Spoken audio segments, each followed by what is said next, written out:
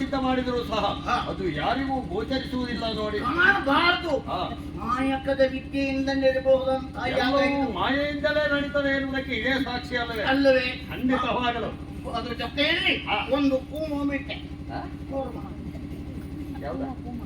ಕೂಮ ಕೂರ್ಮ ಕೂರ್ಮ ಒಂದು ಮಸಾಲೆ ಒಂದು ಕೂರ್ಮವನ್ನ ಈಗಾಗಲೇ ಬಿಟ್ಟಿದ್ಯಾಕೆ? ಅದು ಸುಟ್ಟು ಭಸ್ಮ ಆಯ್ತು ಅಂತಿದ್ರೆ ಶಕ್ತಿ ಅವರಲ್ಲಿ ಕುಂಠಿತ ಆಗ್ತದೆ. ನಿನ್ನಲ್ಲಿ ಗೆಲುವನ್ನ ಕಾಣುವುದಕ್ಕೆ ಸಾಧ್ಯ ಉಂಟು. ಖಂಡಿತವಾಗುವ ಯಾಗವೆನ್ನುವುದು ಪೂರ್ಣಾವತಿಯನ್ನ ಕಾಣಬೇಕು ಅಂತಾದ್ರೆ ನೀವು ಈ ರೀತಿಯ ಕಾರ್ಯವನ್ನೇ ಪ್ರಾರಂಭಿಸಬೇಕು ಅಲ್ವೇ? ನಡೆಯಲಿ ನಡೆಯಲಿ ನಡೆಯಲಿ. ನೀನ್ ಮಾತಾಡ. ಓಂ ಹ್ರೀಂ. ನಾನಿನ್ನು ಮಾತಾಡಬಾರದು ಅಂತ ಆಯ್ತು. ಯಾಗ ಮಾಡುವುದೇ ಬೇಡ. ಪ್ರಾರಂಭಿಸಿ. ಓಂ ಹ್ರೀಂ. ಒಂದು ಖಾಲಿ ಮಸಾಲೆ, ಒಂದು ಕೂರ್ಮ ಖಾಲಿ. ನಾನು ಅದನ್ನೆಲ್ಲ ಹಿಂದೆ ಕುಳಿತುಕೊಳ್ಳಬೇಕಾ ಹಾಗೆ? ಯಾವುದೆಲ್ಲ ಹೇಳ್ತಾ ಇದ್ದೀರಲ್ಲ, ಅದನ್ನ ಯಾಗಕ್ಕೆ ಬಿಡ್ತಾ ಇದ್ದೇನೆ. ಅದು ಖಾಲಿ ಆಯ್ತು ಅಂದೆ.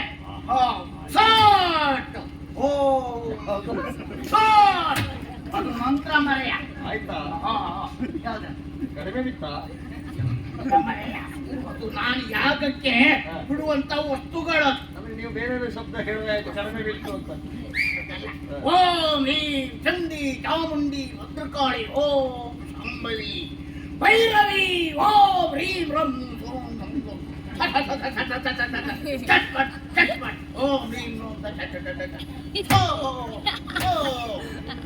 ಗೆಲುವನ್ನು ನಮ್ಮ ಕಡೆ ಬರಲಿ, ಸೋಲು ಅವರ ಕಡೆ ಹೋಗಲಿ. ಓಂ ಹ್ರೀಂ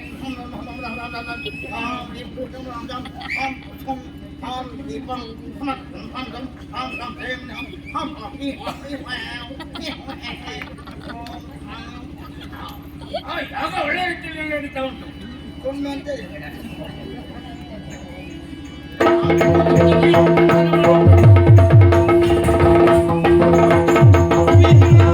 ನೀವು ಹೇಳಿದ ಹಾಗೆ ಒಂದು ಸೇರಿದ್ದೆ ಮೂಲನಿ ಕುಂಬಳೆ ಒಂದು ನೋಡ್ತಾ ಇದ್ದೇವೆ. ಯಾಗದ ಹೋಮವೆನ್ನುವುದು ನಭಾಮಂಡಲವನ್ನು ಸೇರ್ತಾ ಇದೆ. ಇಷ್ಟು ವೈಭವದಿಂದ ಈಡೇರ್ತಾ ಇದ್ದಾರೆ ಅಂತ ಆದ್ರೆ ಇದಕ್ಕೆಲ್ಲ ಕಾರಣೀಭೂತರು ಯಾರು? ಈ ಶುಕ್ರಾಚಾರ್ಯರು. ಗುರುಗಳೆನ್ನಿಸಿಕೊಂಡ ಶುಕ್ರಾಚಾರ್ಯರಲ್ಲ ನೀವೇ ಎಬ್ಬಿಸಿ.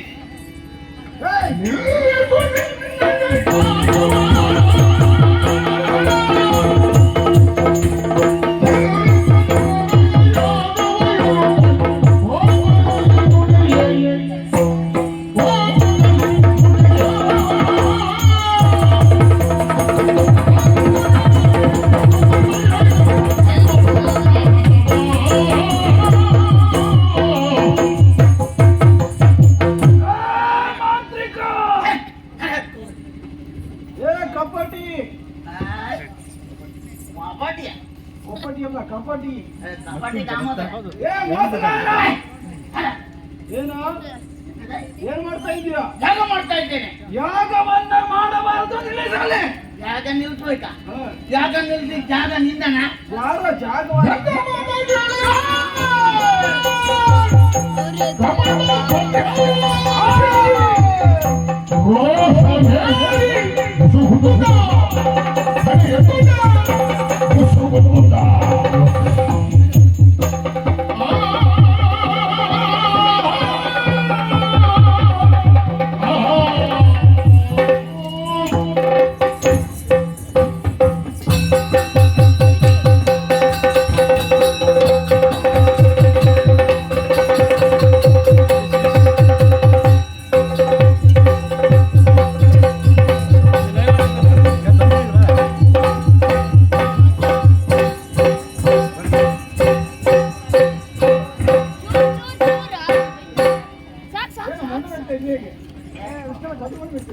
ಪಾಕ ಮಾಡಿ ನಿನ್ನ ಮುಖಕ್ಕೆಲ್ಲ ಹಚ್ಚಿ ಬಿಡುವ ಅಂತ.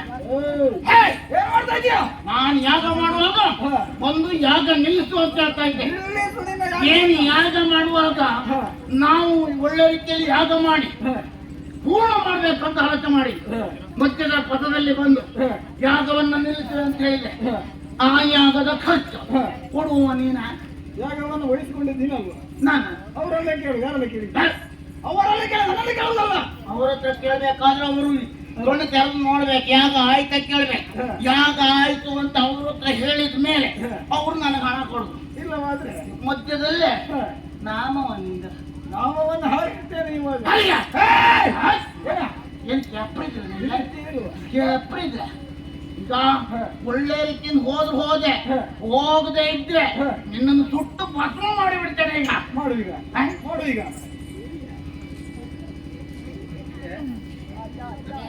ಜನರೇಟರ್ ನಮ್ಮ ಪರವಾಗಿ ಇದ್ದಾರೆ. ಅದೇ ಕೆಲಸ ಮಾಡ್ತಿದ್ದೆ ಅಲ್ಲ ಇನ್ನು ಈಗಲೇ ನೀನು ಹೆಸರೇನ ಹೆಸರೆಲ್ಲ ಹೇಳುವ ನಿನ್ನ ಹೆಸರು ಬೇಡ ಬಿಡು ಮಗು. ನಿನ್ನ ಅಜ್ಜನ ಹೆಸರಾದ್ರೂ ಗೊತ್ತುಂಟು. ನಿಮಗೆ ಆಧಾರವೇ ಇಳಿದಿದ್ದು ವ್ಯಕ್ತಿ ಅಂದ್ಕೊಂಡು ಯಾಕ ನಿಲ್ತು ಅಂತ ಹೇಳಿದ್ರೆ ನಿನಗೆ ಮಂಡೆ ಸಮ ಉಂಟಾ? ಇಲ್ವಾ? ಮಂಡೆ ಸರಿ ಮಂಡೆ ಸರಿ ಇದ್ದಕ್ಕೆ ಬಂದಿದ್ದ. ಮಂಡೆ ಸರಿ ಇದ್ರೆ ಇಂಥ ದೊಡ್ಡ ಮುಂಡಾಸ್ ಕಟ್ಕೊಂಡು ಬರ್ತೀರಿ. ಹೌದಾ? ಹೌದಾ?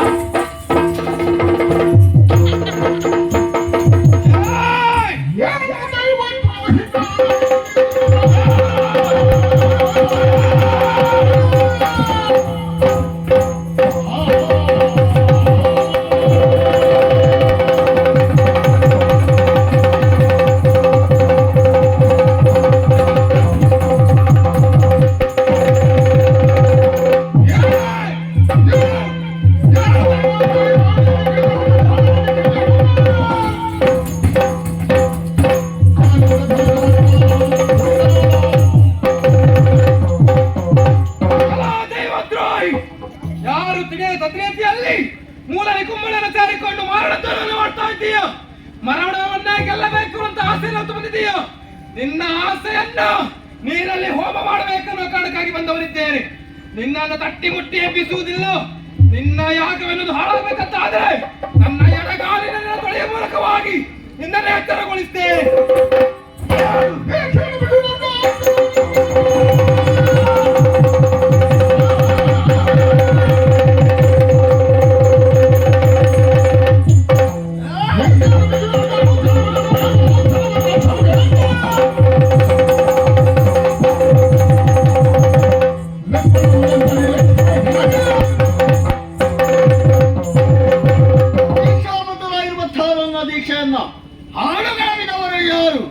ಯಾರು ಅಂತ ನೋಡಿದ್ರೆ ಲಕ್ಷ್ಮಣ ನೀನು ತನ್ನ ಎಡಗನ್ನ ಜಾಡಿಸಿ ಒದೆಯುವ ಮುಖೇನವಾಗಿ ನನ್ನ ದೀಕ್ಷೆಯನ್ನೇ ಹಾಳುಗೆಡವಿದೆ. ಹಾಗಾದ್ರೆ ಈ ಮೂಲರಿ ಕುಂಬಳೆಯಲ್ಲಿ ಕುಳಿತು ನಾವು ಯಾಗವನ್ನು ಮಾಡುತ್ತಿರುವಂತಹ ಸಂದರ್ಭ, ಇಲ್ಲಿಯ ಬಗೆಗಾಗಿ ನಿಲುವು ಕೊಟ್ಟವರು ಯಾರು? ಎನ್ನನ್ನು ತೋರಿಸಿದವರು ಯಾರು?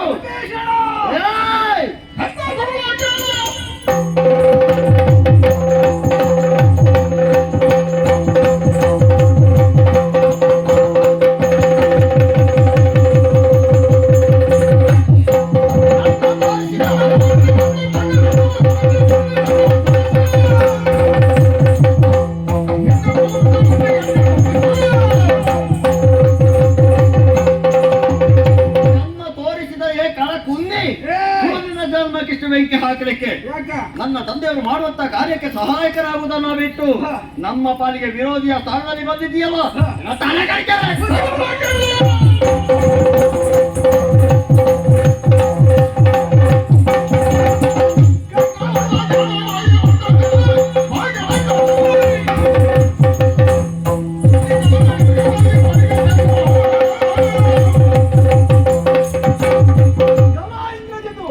ನಿನ್ನನ್ನು ಕೊಲ್ಲುವ ಉದ್ದೇಶದಿಂದ ಇಲ್ಲಿವರೆಗೆ ಬಂದಿದ್ದೇನೆ.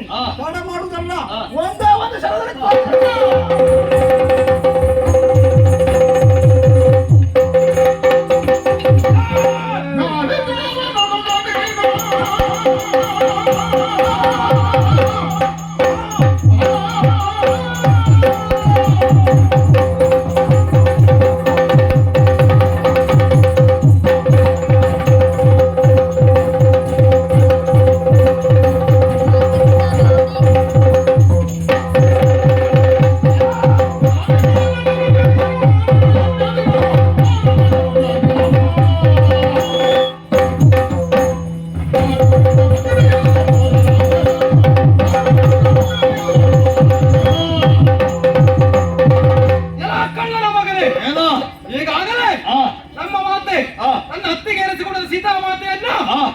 ತಂದೆ ಕದ್ದು ತಂದಿದ್ದಾರೆ. ಹೌದು, ಕಳ್ಳತನದಿಂದಾಗಿ. ಕದ್ದು ತರುವುದು ಹಾಗೆ ಅಲ್ಲ, ಹಾ, ಅದಕ್ಕೆ ಕಳ್ಳತನ ನೇರವಾಗಿ ಪರಾಕ್ರಮವನ್ನು ತೋರಿಸುವ ಮೂಲಕವಾಗಿ ಕರೆ ತರಲಿಕ್ಕೆ ಆಗುವುದಿಲ್ಲ ಎನ್ನುವ ಕಾರಣಕ್ಕಾಗಿ ಕಳ್ಳ ನಾಟಕ. ಅದು ಹೇಗೆ? ಸನ್ಯಾಸಿ ರೂಪವನ್ನಂತೂ ಬಂದು ಭವತಿ ಭಿಕ್ಷಾಂತೆಯನ್ನಾಗಿ ಕೇಳಿಕೊಂಡು ಭಿಕ್ಷೆಯನ್ನು ನೀಡಲಿಕ್ಕೆ ಬಂದವರನ್ನೇ ಕೈ ಹಿಡಿದು ಎಳೆದೊಯ್ದವರು ನೀವಾಗಿದ್ದೀರಿ. ನಿಮ್ಮ ಯಾರದ್ದು? ನನ್ನ ಅತ್ತಿಗೆ, ಅತ್ತಿಗೆ ಕೈ ಹಿಡಿದು ಹಾಗೆ ನಮ್ಮಪ್ಪ. ಅದಕ್ಕೆ ಹೇಳುದು ಕಳ್ಳರ ಮಗನೇನದಾಗಿ ಒಳ್ಳೆ ಮಾತು ಹೇಳ್ತಾ ಇದ್ದೇನೆ. ಅತ್ತಿಗೆಯನ್ನ ಕೊಟ್ಟು ಶರಣಾಗತಿ ಹೊಂದುವ ಮೂಲಕವಾಗಿ ಅಣ್ಣನ ಕಾಲಿಗೆ ಬಿದ್ದರೆ ನೀನು ಉಳಿತಿ, ಇಲ್ಲಂತಾದಿದ್ರೆ ಅಂತ್ಯಕ್ರಿಯೆ.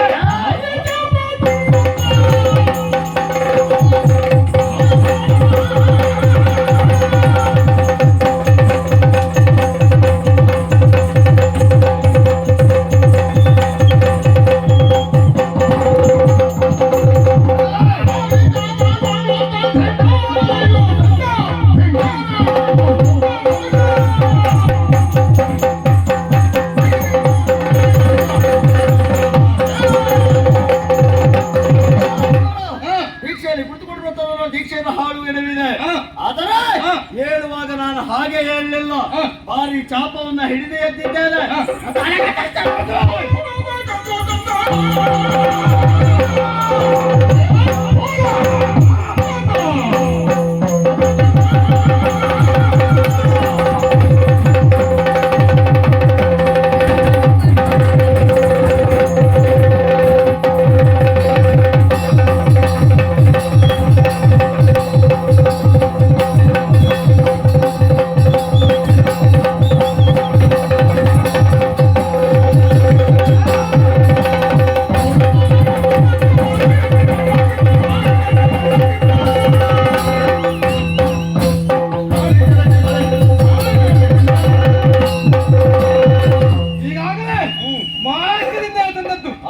ಅಷ್ಟು ಹೇಳಿ ಸಾಕಾಗ್ಲಿಲ್ಲ ಅಂತ ಹೇಳ್ತೇನೆ, ಕೇಳು. ಏನಲ್ಲ? ಅನೇಕರು ಮಕ್ಕಳ ಮಾತನ್ನ ಕೇಳಿ ಮೊದಲಾದಂತ ತಂದೆ ತಾಯಿ ಇರ್ತಾರಂತೆ. ಹೌದು, ನಿನಗೂ ಒಂದು ಅವಕಾಶ. ಏನಂತ? ತಂದೆಗೆ ಸರಿಯಾಗಿ ಬುದ್ಧಿ ಮಾತ್ರ ಹೇಳುವ ಮೂಲಕವಾಗಿ ತಂದೆ ಹಾಗೂ ನಿಮ್ಮ ಉಳಿವಿಗೆ ನೀನು ಕಾರಣೀಕರ್ತನಾಗ್ತಿ ಅಂತ ಆದ್ರೆ ಅಪ್ಪನಿಗೆ ಬುದ್ಧಿ ಹೇಳುವ ಮಗ ನಾನು ಯಾವತ್ತೂ ಆಗುವುದಿಲ್ಲ. ತಪ್ಪಿದ್ರೆ ಯಾರಿಗೆ ಬೇಕಾದ್ರೂ ಬುದ್ಧಿ ಹೇಳ್ಬೋದು. ಅಪ್ಪನಿಗೆ ಬುದ್ಧಿ ಹೇಳುವುದು ಒಂದೇ, ಅಪ್ಪಂದು ಉಡಿ ಮಾವಿನ ಕೂದು ಒಂದೇ ಅಂತ ಹೇಳಿದ್ರೆ ನಿನ್ನ ಅಪ್ಪ ಎಂದಿಗೂ ಸರಿಯಾಗಿ ಗೊತ್ತಾಯ್ತಾ? ಸರಿಯಾಗುವುದಿಲ್ಲ ಅಂತಲ್ಲ, ನಮ್ಮ ಅಪ್ಪ ಮಾಡಿದ್ದೇ ಸರಿ. ಹಾಗಾದ್ರೆ ಸರಿಯೋ ತಪ್ಪು ದಂಡಿಸ್ಲಿಕ್ಕಾಗಿ ನಾವು ಬಂದಿದ್ದೇವೆ. ಮಾತಿಗೆ ಮಣಿದರ ಆಯ್ತು, ಇಲ್ಲದಿದ್ರೆ ಇಲ್ಲ ನಿನ್ನ ಕತೆ ಮತ್ತೆ.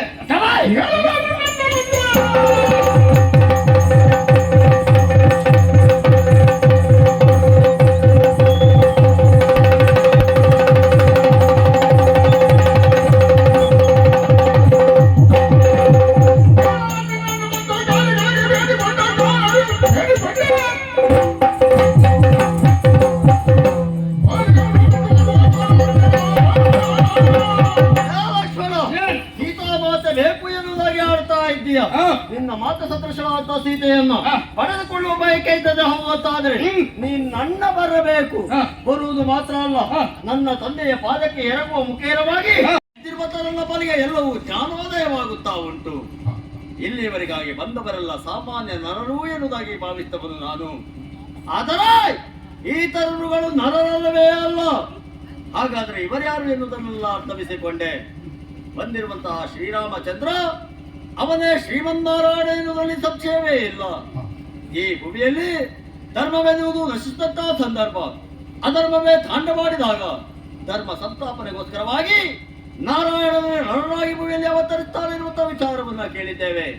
ಹಾಗಾದರೆ ದುಷ್ಟರ ಮರ್ದನಕ್ಕಾಗಿ ಬಂದಿರುವಂತ ಆ ರಾಮನೇ ನಾರಾಯಣ ಎನ್ನುವುದರಲ್ಲಿ ಸಂಶಯವೇ ಇಲ್ಲ. ಹಾಗಾದ್ರೆ ಈ ಲಕ್ಷ್ಮಣ ಯಾರು? ಆ ನಾರಾಯಣ ಸದಾಕಾಲ ಮಲಗುವಂತ ಹಾಸಿಗೆ ಅಂತ ಶೇಷನೇ ಲಕ್ಷ್ಮಣನಿದ್ದಾನೆ. ಹಾಗಾದ್ರೆ ಈ ಸೀತಾ ಮಾತೆ ಲಕ್ಷ್ಮೀ ದೇವಿ ಎನ್ನುವುದರಲ್ಲಿ ಸಂಶಯವೇ ಇಲ್ಲ. ಏನಾಗಿ ಹೋಯ್ತು? ಇವರೊಡನೆ ನಾನು ದುರಮನ್ನ ಕೊಟ್ಟೆ ಅಂತಾದ್ರೆ ಯಾವ ಕಾರಣಕ್ಕೂ ನನ್ನ ಪಾಲಿಗೆ ದೇವೆನ್ನುವುದು ಸಿಗುವುದಕ್ಕೆ ಸಾಧ್ಯವೇ ಇಲ್ಲ. ನಾನು ಅಳಿತೇನೆ ಎನ್ನುವಂತ ವಿಚಾರ ನನಗೂ ಗೊತ್ತಾಗಿದೆ. ಹಾಗಂತ ಅಳಿತೇನೆ ಎಂಬ ಕಾರಣಕ್ಕಾಗಿ ರಣಕ್ಷೇತ್ರದಿಂದ ಹಿಂದೆ ಹೋಗಲೇ ಯಾವ ಕಾರಣಕ್ಕೂ ಅದಂತೂ ಸಾಧ್ಯವೇ ಇಲ್ಲ. ರಣಕ್ಷೇತ್ರಕ್ಕೆ ಬರುವ ಮುಂಚಿತವಾಗಿ ತಂದೆಗೆ ಕೊಟ್ಟಿರುವಂತಹ ಮಾತು ಎಲ್ಲರಂತೆ ನಿಮ್ಮ ಮಗ ಅಲ್ಲವೇ ಅಲ್ಲ, ಧೈರ್ಯವನ್ನು ಗುಂದಬೇಡಿ. ರಣಕ್ಷೇತ್ರಕ್ಕೆ ಹೋದಂತಹ ಇಂದ್ರಜಿತು ಒಂದೊಮ್ಮೆ ಸೋಲನ್ನ ಕಂಡಂತಾದ್ರೆ ಮತ್ತೆ ನಿಮಗೆ ಮುಖವನ್ನ ತೋರಿಸಲಾರೆ ಎನ್ನುವುದಾಗಿ ಆಡಿದ್ದೇನೆ. ಹಾಗಾದ್ರೆ ಕೈ ಸೋತಿರುವಂತ ನಾನು ಯಾವ ಕಾರಣಕ್ಕೂ ತಂದೆಗೆ ಮುಖವನ್ನ ತೋರಿಸುವ ಹಾಗಿಲ್ಲ.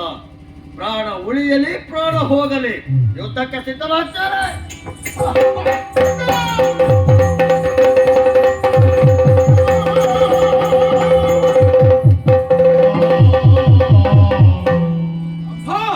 ಹಿಂದೆ ಯುದ್ಧವನ್ನು ಮಾಡುವ ಸಂದರ್ಭದಲ್ಲಿ ನನ್ನ ಬತ್ತಲಿಕಲ್ಲಿರುವಂತಹ ಹಲವು ಬಾಲಗಳು ಖಾಲಿಯಾಗಿ ಹೋದವು. ಆದ್ರೆ ಈ ತರ ನನ್ನ ಮಧ್ಯಸ್ಥಿಕೆಗಳಿಂದ ಆಗಲಿಲ್ಲ ಅಂತ ಆದ್ರೆ ಈತನೆಲ್ಲ ಕೊಲ್ಲುವ ಪರಿ ಹೇಗಿರುವುದಾಗಿ ಆಲೋಚಿಸಿದ್ರೆ ಈತನ ಪಾಲಿಗೆ ಸಾಮಾನ್ಯವಾದಂತಹ ಅಸ್ತ್ರ ಅಲ್ಲ. ನನ್ನಲ್ಲಿರುವಂತಹ ಐದು ಅಸ್ತ್ರವನ್ನೇ ಈತನ ಪಾಲಿಗೆ ಬ್ರಹ್ಮಾಸ್ತ್ರವಾಗಿ ಪ್ರಯೋಗ ಮಾಡ್ತೇನೆ.